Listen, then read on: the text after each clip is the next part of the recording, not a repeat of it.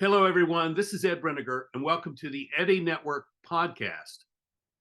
My guest today is Richard Merrick, former RAF pilot, corporate business person, and now he is a writer, a thinker, and a engager of people in a variety of ways that you're going to hear about today.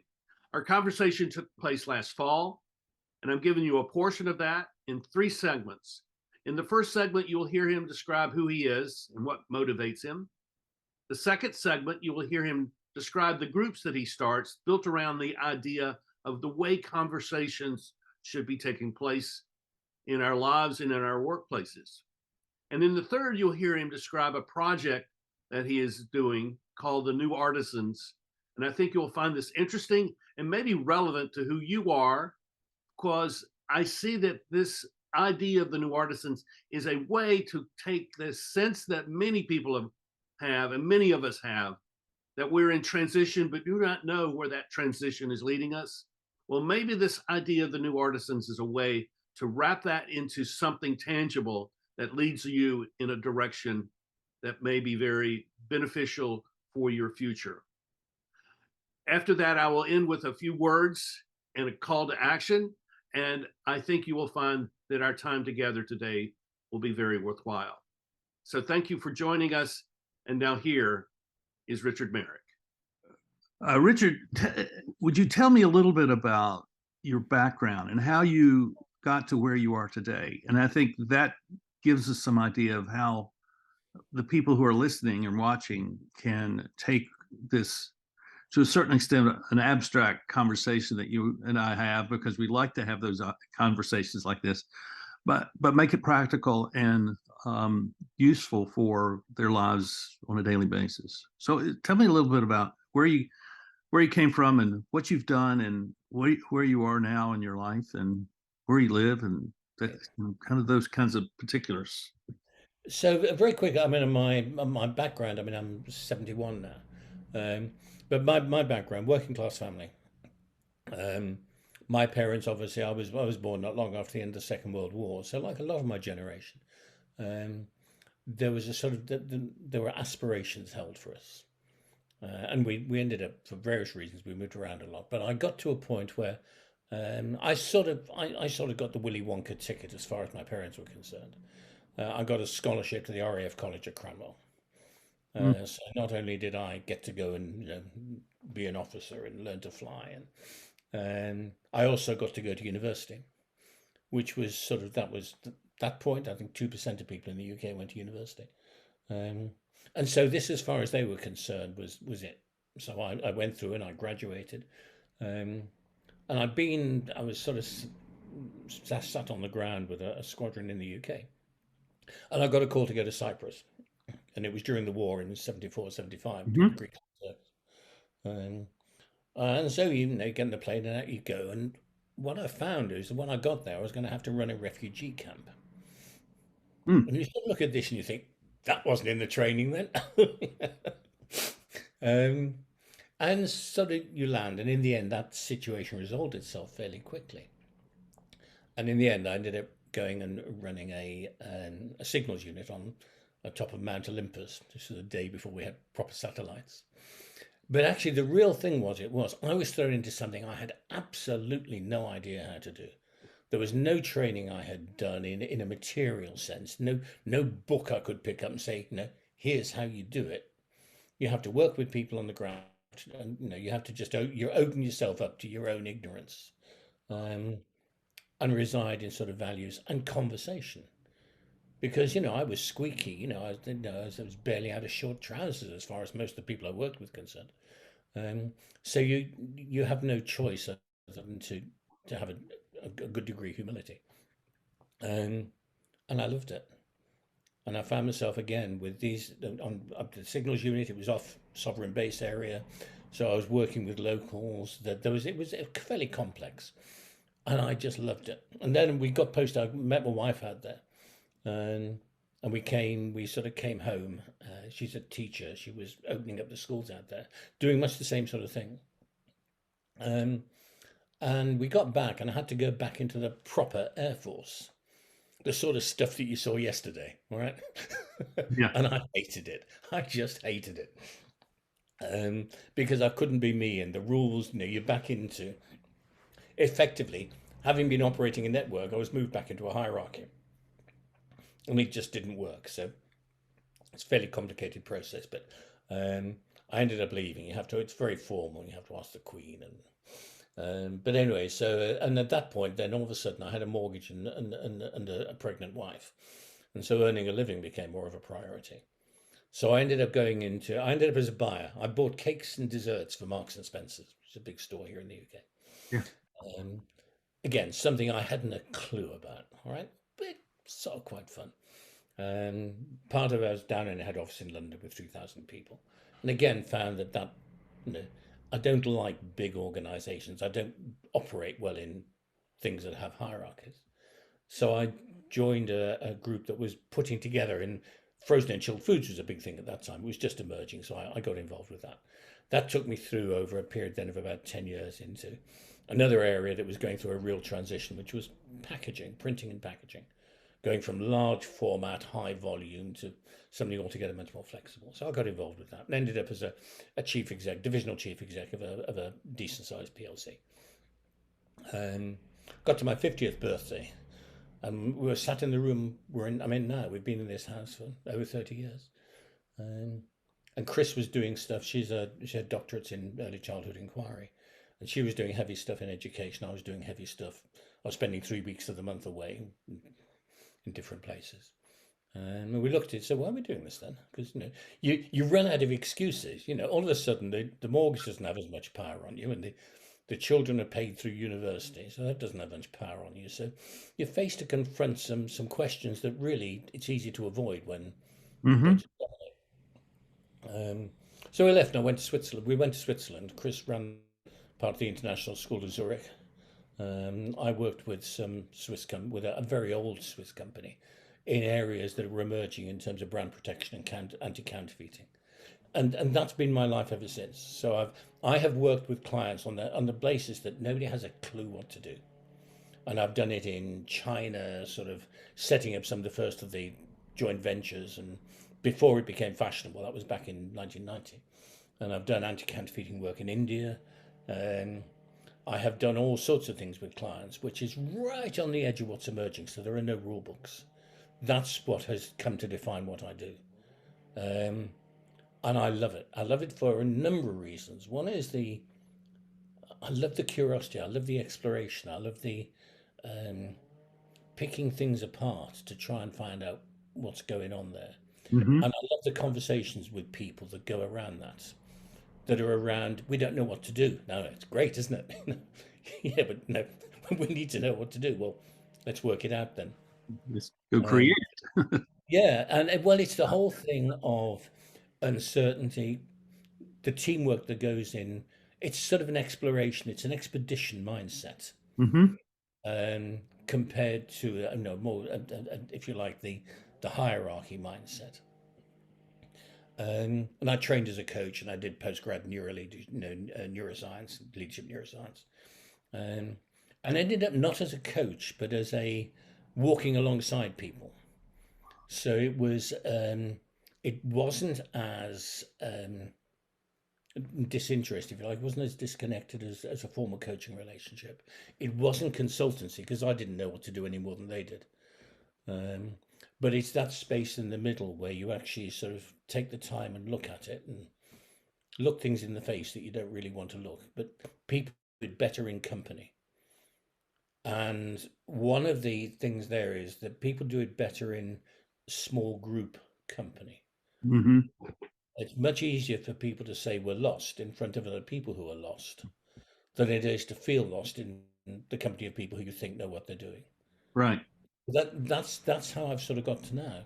And you and I have we both have a deep appreciation for conversation, and you said something in your thing the other day. If I want to read this, the transformation of knowledge from a source of power to a commodity by technology is pretty much complete. It is being replaced by a capacity for discretion, curiosity, and conversation. When knowledge is not difficult to access, it is what we do with it that matters. How we examine it, question it, ask for whose truth it represents, where it has come from, and who placed it where we found it. I think that's very true, and I'd like to hear you say some more about that, because um, I think we're in a crisis of knowledge because we don't know what to do with it. It's become quite profound for me over the last 3 years, and partly by accident. Just before the pandemic kicked off properly, I was holding a conversation with two very different constituencies of clients. At one end was this sort of evidence-based, classic business model, scientific approach community. And at the other end were people who were based far more in the area of the shamanic, the spiritual, the systemic thinkers. And one of the things I'd noticed in working with them both, I loved them both. I mean, they were both fabulous to work with. But the conversation was difficult because each side assumed the other was right. Mm-hmm.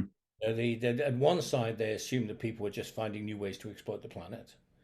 And at the other side, they thought these people spent all day in a yurt smoking cannabis.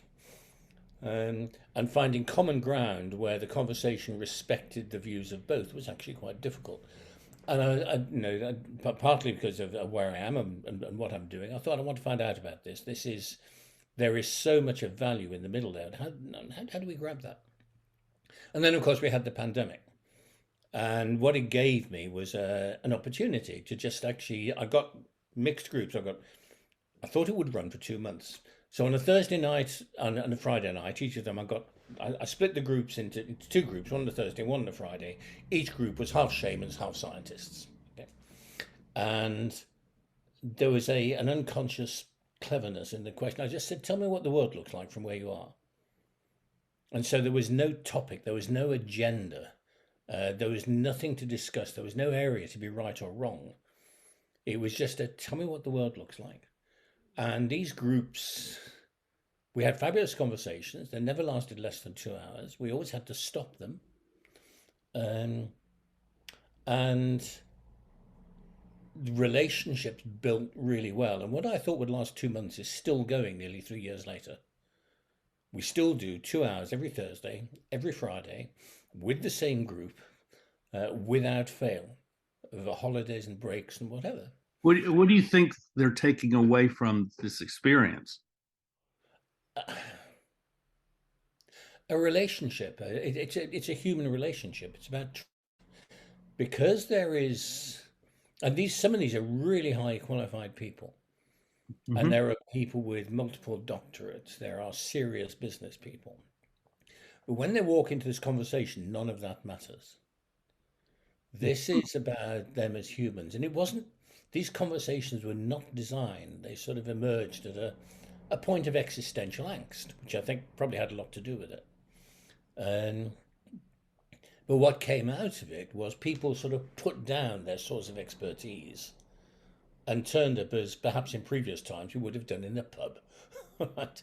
Mm-hmm. So people walked in sort of status-free, expertise-free, just to talk to each other about.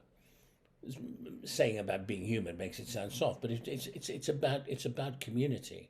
It's about relationships. It's about fear. It's about hopes, and that's the powerful part.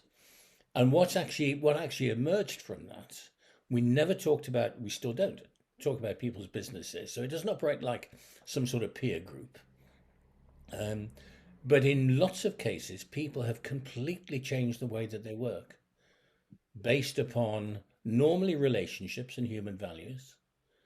But if we take this discussion that you and I have had about the collapse of hierarchies into networks, it's sort of an example of that.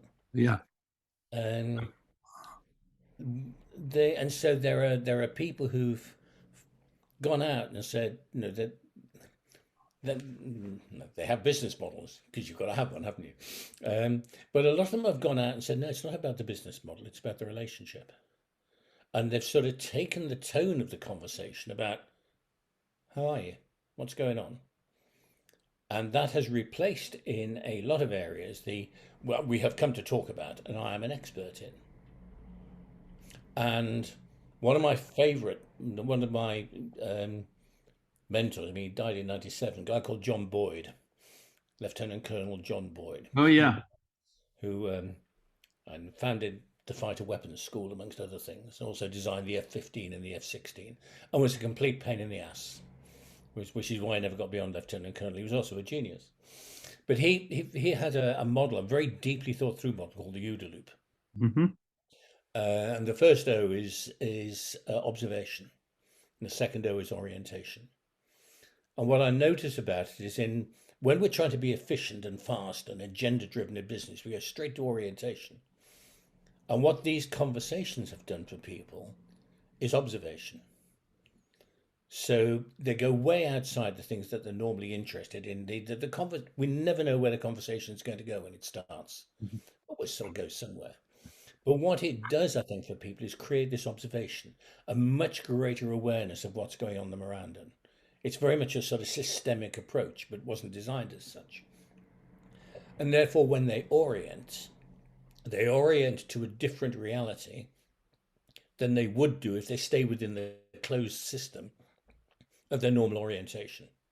Mm-hmm. So when you can get a tax accountant talking about love and soul, you know there's something different going on.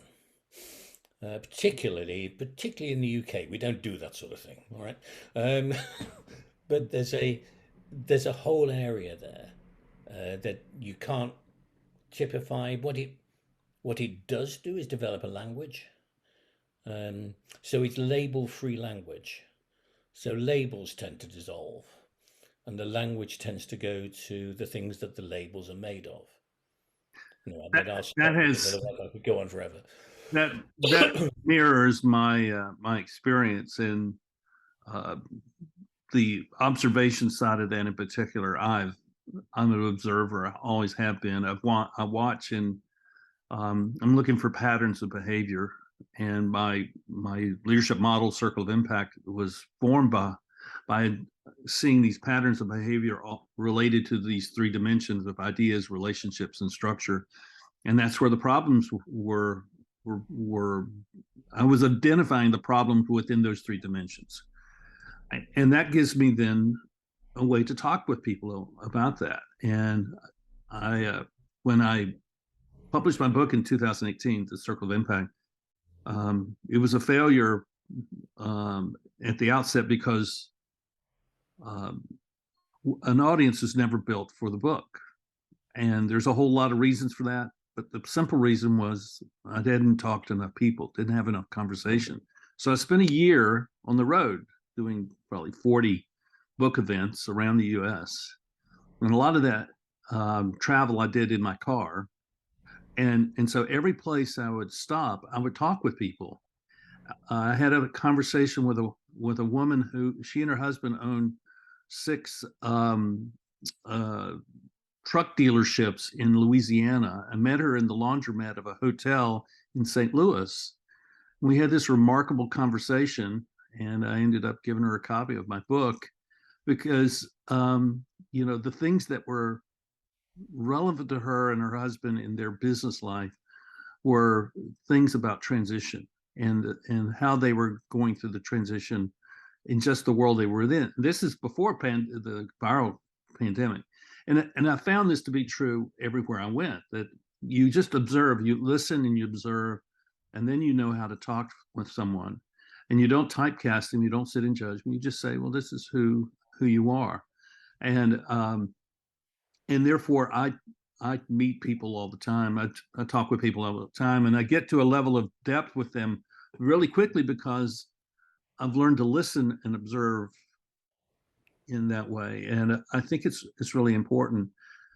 So it's also very fun, Yeah, and it has expanded my network in ways that I think I couldn't have done it if I was simply trying to expand it for business reasons.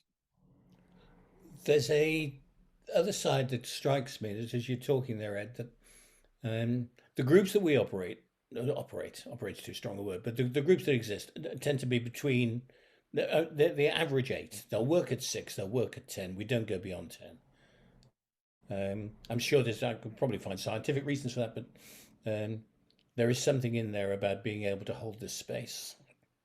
And one of the things, going back to what we were saying earlier, with the size it is, people don't interrupt each other. There's a natural flow. But the other thing that happens is silence. So if something's been said and people aren't ready to talk, we'll end up with quite extended silences. I mean, over a minute. I mean, I don't think we'll often go as far as 2. But nonetheless, people sit in the silence. There is no need that we find in most meetings where, oh my God, there's a gap, and we've got to get into it. So there is something about, there are elements in the conversations of sort of low level sort of ceremony symbol structure, based on respect and trust. It's not soft, but there is, I think, the underlying thing there is probably respect, and it's trusting what needs to emerge. And if there's a silence, something will emerge that we're going to talk about. We just don't know what it is. But am I correct in assuming that the silence is permitted because there's been a level of respect and trust developed? Yes, nobody needs to intercede because everybody is heard. I think it's something to do with the group size. Everybody has a voice. Everybody gets heard. Nobody's knocking at the door waiting to get in. Very good. The conversations follow a pattern. We do a check-in and people just talk about what's going on, what they're noticing. Something emerges and we talk about it, and then we do a checkout. There was a line we were talking about, which is these are not therapy groups, but there is something inherently therapeutic about it. I mean, given your own background, there is something in there, I think, there is something of ministry, insofar as that space that is held together. And it's weird because these are really mixed groups, not ethnic. Given where we are, there's age variation. There's not a lot of ethnic variation. There's a wide range of professional variation. No 2 people do the same thing. We have a couple of farmers in it. Well, I say that's it. We have a couple of farmers. One grows trees, the other grows animals. So there's a good range of perspective in there, and it's the sort of thing that I have found that you would dearly love to have. If we're going into a client, if we're going to a corporate client, you would just kill to have a meeting like this. Yeah. But we don't quite often because, the normal stuff, there are politics, there's expertise, there's pressure for efficiency and time and outcomes. And the last 3 years has been, it's been another iteration. So I'm running a project at the moment called New Artisans, on the basis that I noticed when we go through the network periods in between hierarchies, artisans are really important. I mean, Paul Revere was a silversmith. Franklin was a printer. Right. One of the reasons that they communicated so well was because they operated to common standards. So there was the whole nature of how people became a master in the trade that they were apprenticed to appears to have been really important because it gave them a common language and a common identity. So that right now is what I'm really interested in. Not for any reason of it's going to make a lot of money or anything else, because that's not the motivation. The motivation for me is actually working with people who all of a sudden get that not that, oh, I can do it, but it's actually going into that observation space. So let me get some clarity on what you're talking about here. Yeah. The New Artisans is a term which is being applied to a certain type of person now, and they are gaining certain skills that ordinarily they would not gain, and And so they're not going to be viewed as experts. So let's talk a little bit about what is happening to the world of expertise, and how is that? I mean, I'm taking this conversation in a different direction than what I was planning. So I'm interested in you talking about this idea of artisanship in collaboration with, or in contrast to, the idea of expertise that we've functioned with for generations. So and this is not a precise definition, but for me the knowledge is fairly ubiquitous. You know, we've got Google. Okay, we can find out pretty much anything we want. Actually knowing how to use it is something that is we've become more detached from, because the way we're educated and trained and taught, you know, we are taught in a form of process within the context of a stated sort of reality. One of my favorite guys, and he's over in Maine, a guy called Peter Korn, who's a furniture designer and maker, wrote a wonderful book called Why We Make Things and Why It Matters. And there's a lovely line in it where he's talking about, he's got a piece of wood on a lathe. And as I remember, he wants it to be a spindle for a chair. But this wood doesn't want to be a spindle for a chair. Not the way it grains. And he's got this lovely line. He says, you can't bullshit a chisel. Right? That's good. So, I like that. The artisan is somebody who has that sense of communion with what they're working with. Their work is their signature. And so no matter what is emerging as they do the work, they are attuned to it in such a way as they have a relationship, a sympathy to the material they're working with, the context, where the materials come from, what it's going to be, who it's being made for. It's something altogether more connected than transactional.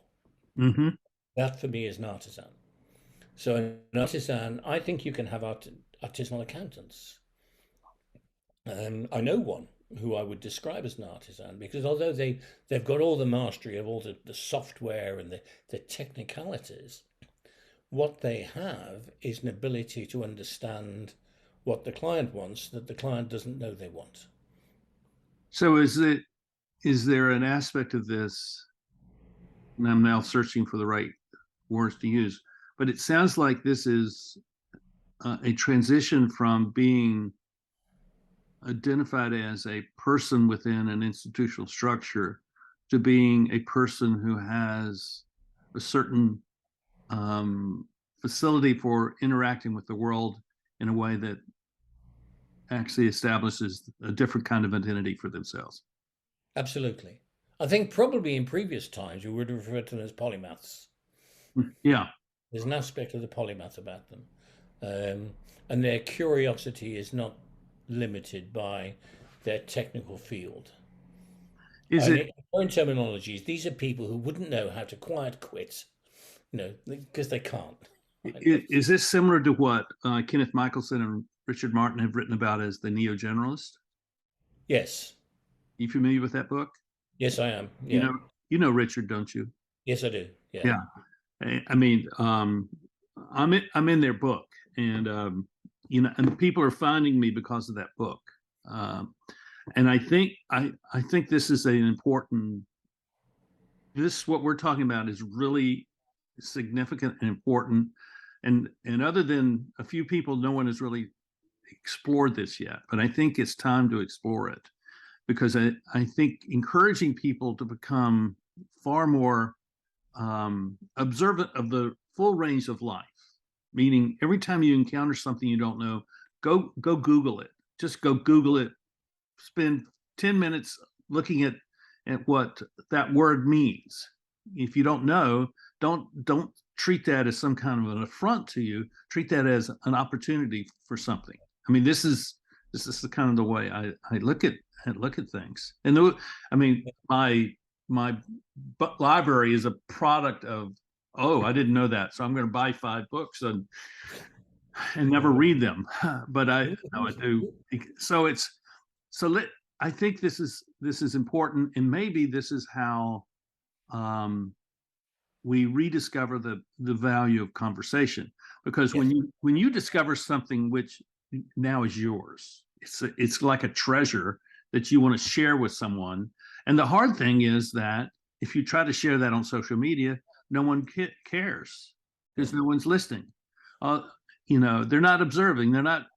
They're simply seeking to find some kind of confirmation of what they already think and believe, and that is non-threatening, so they can conform to some kind of dominant paradigm that doesn't really exist. There's a really important point, and there's just something to bring into it. These groups I've been talking about, when I started them, everybody knew somebody, nobody knew everybody.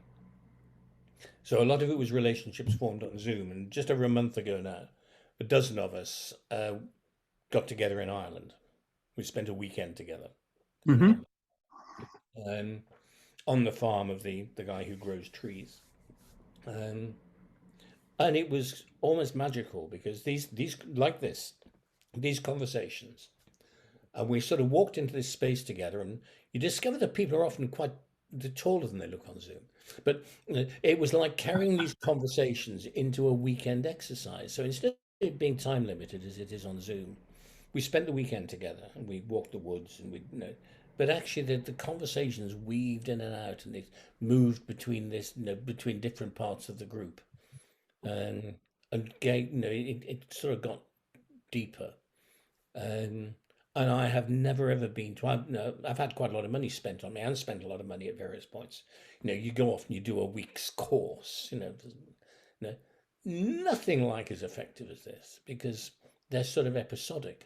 Mm-hmm. Whereas this going back to things like, the base, they're being grounded in observation, and all sorts of metaphors would creep up. One of the things we've taken to doing is we quite like the etymology of words. So if you look up the etymology of job, right? Back in Old English, it was a thing of little worth that was carried from place to place, as in a job of coal. Right? Mm-hmm. And you say, okay, so what does that mean about our definition of a job in a gig economy, say? Right? Mm-hmm. And but it's back to your point, which is that it's about peeling away the edges of this. It's about taking the label off and looking what's underneath the label, and doing that in company for the joy of it. But actually, what you discover then has real relevance at different points for everybody. It'll crop up and take them by surprise in something they're doing at some point. So it's not a linear, oh, we have discovered this, therefore here are the 7 ways to be wonderful or something, right? They're little elements that all of a sudden for people will crop up when they don't expect it. And I think it's a bit, you can't bullshit a chisel. You'll be doing something. Yeah. And all of a sudden you'll come up against something, and you know that the resistance that you're feeling has a purpose. So what is the entry point for someone who is hearing this, who says, I want to have this experience? Where do they start? With the person next to them. That's try. I mean, that's a bit try. That's a bit easy to start. But say more about that. Okay. So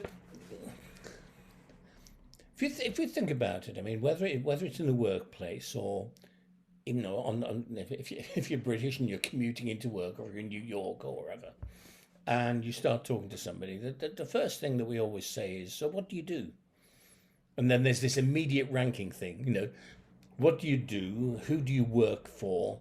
What's your job within? All of that. So all of a sudden you've got this label in front of somebody. And if we can peel that away, the thing is, what's on your mind? Yeah.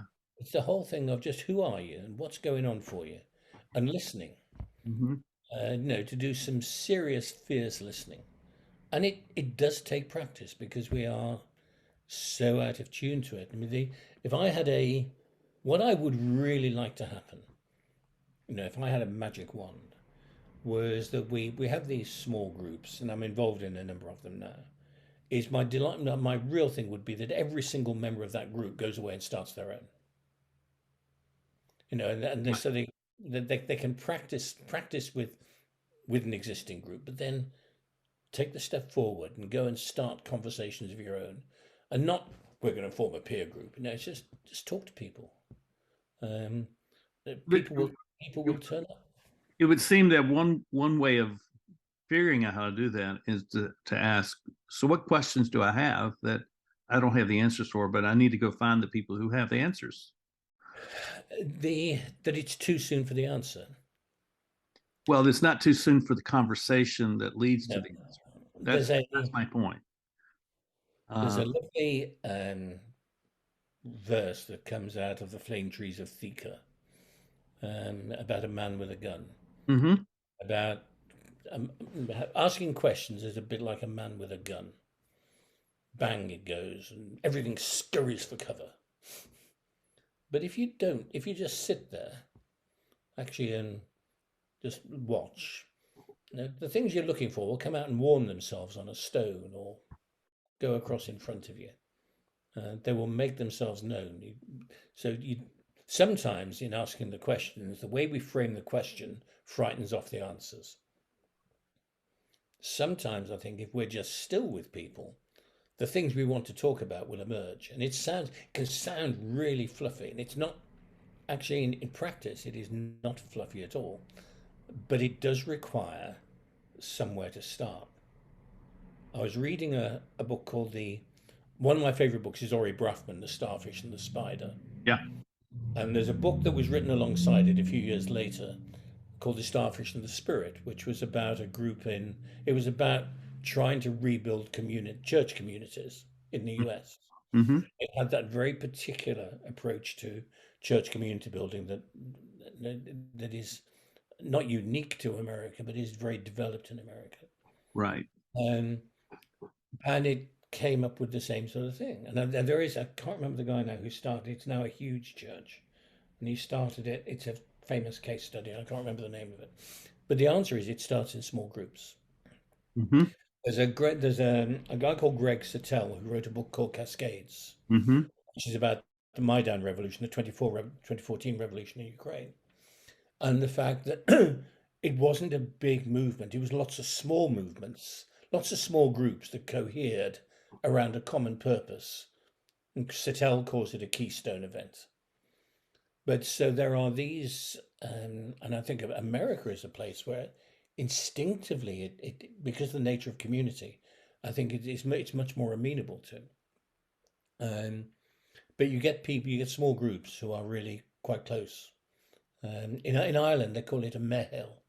And a mehel is a bit like a barn raising. Mm-hmm. You need something done. Local community comes together. It was because the British were dastardly and would charge you tax on a house that apparently took longer than a day to build. So a mehel was where everybody got together and built the house inside a day so that it didn't incur tax.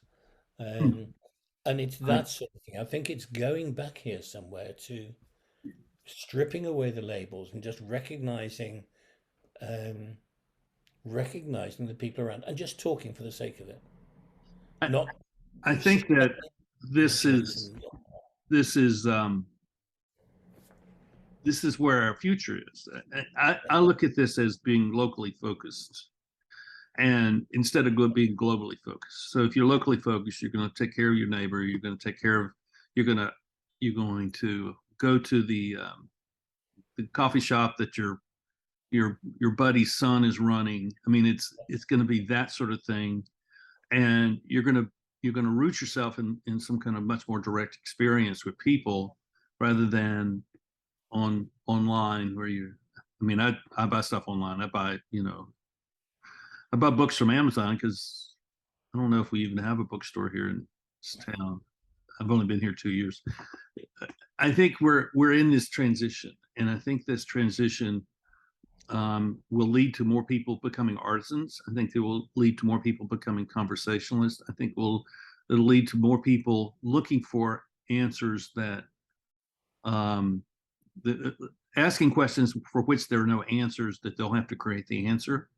I think all of these things are where we are now. Yeah. And as hard as it is and probably will be for the near future, I think the future is actually bright because this is a level of transition that I don't think the world has experienced in half a millennial or a millennium or whatever. So there's a bit there that just picking that up and going back to what you're saying, one of the things when we get to hierarchies and networks is that the network I've got is not defined by the British Isles. Okay, the Hmm. monarchy is, but I'm talking. I have the sort of groups we're talking about. I have you and I are talking. I have them happening in. I'm part of them in Australia, South Africa, California, Ireland, France. So if somebody's listening to this and saying, "How do I do that?" The answer is, I mean, send you or me a mail, and I'll point you at somebody. And if I can't point you at somebody, then we can talk about what you might want to do, because this is, for me, this is a social movement. I'm at an age now where I no longer have to go down the mine. Okay, so I can spend my time doing stuff that I think is worthwhile. Hmm. And that's my boundary. So it's that area of this is a skill. All of us have this skill. The way I describe it is look at the people you know and go ask them, who do you think I should know, and would you introduce me? Yeah. And that's the way I started my consulting practice 27 years ago. And with three guys, and they gave me 5 to 10 names and phone numbers, and I called them all up, and they did that, and that's where all my clients came from. I had never been a consultant, never run a business, but this is how I started. And so this podcast show that I am beginning, the Eddy Network, I'm saying to people, who do you know that you think I should know because they would be a good person to interview and introduce me, and maybe the three of us will have the conversation, or just the two of us. But I want other people to tell me who I should be interviewing, because I want to learn what they have to say, and become I want to become a part of their network. I think there's a flip side question as well, which is most of us underestimate ourselves. Mm-hmm. Concentrate on the things that we're not rather than what we are. Mm-hmm. And one, particularly towards the end of the formal part of my career, when I was doing the work I was doing, I'd often I'd spend a few months with a client, and then I'd say to them, "Why did you hire me?" And they'll tell me why they hired me, and then they'll say, "What do I actually do?" And quite often, when it came to what I actually do, they'd tell me I was a real pain in the ass. Mostly because I asked them questions they hadn't thought of and didn't want to answer, Mm-hmm. but that they found hugely valuable. And I think all of us have that aspect of, we take what we know and what we do as sort of common currency. Everybody does that, don't Right. they? And the answer is no, they don't. And if you were asking somebody, what is it that I do that interests you? You'll get, I think, quite often a very different answer to the one that you're expecting. I think that's a good place for us to end our conversation. Yep. How can people find you? In particular, how can they find your Reflections newsletter? Okay, so the Reflections newsletter is on richardmerrick.co.uk, and my email is richard@richardmerrick.co.uk. And if anybody's on this and they want to look at the reflections or pick up on any aspect of this conversation, I would be delighted to talk to them. Just drop me a mail and we'll organise time to talk. That's wonderful. Well, I'm grateful for your time and your friendship and your colleagueship, and be interesting to see where all this goes. And thank you for today. It's been a pleasure. It's a long time since we've seen each other in 3D. I hope we get the chance to do so before long. I hope so too. Thanks. Easy. I hope you enjoyed my conversation with Richard Merrick today. And I want you to consider something for your own life. When I first became interested in leadership, I felt that there was a problem with how we conceived of it. And our conception that leadership was a role within an organization. And it's sort of an airy concept that really didn't have much ground. And what I learned over time was that leadership is a function of how we live as human beings. And my definition of leadership is that all leadership begins with personal initiative to create impact that makes a difference that matters.